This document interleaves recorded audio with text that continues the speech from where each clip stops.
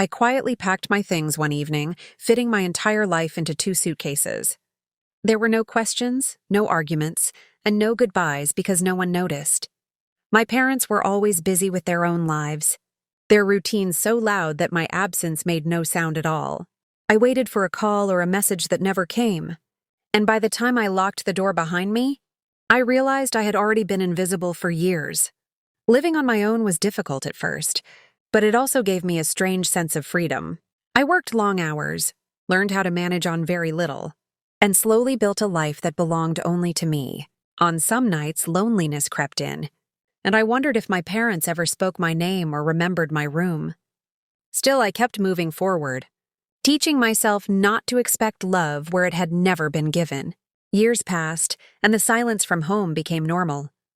I stopped checking my phone, with hope and focused on creating a future that felt safe and steady. I grew stronger, more confident, and surrounded myself with people who chose to see me. The pain of being forgotten dulled, turning into a quiet scar I carried without complaint. One afternoon, my phone rang with a number I hadn't seen in years. It was my father. His voice sounded older, hesitant, as if he wasn't sure I would answer. He told me he had been going through old papers and suddenly realized how long it had been since he last spoke to me. There was an awkward pause, and then he apologized. He said he hadn't understood how much he had failed me, how his absence had shaped my silence. Hearing those words didn't erase the past, but it opened something I thought had closed forever.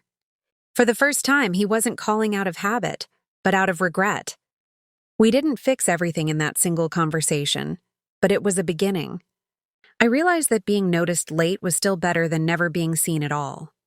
And as I hung up the phone, I knew that no matter what happened next, I had already proven to myself that I could survive, grow, and find my own worth, even when the people who should have noticed me didn't.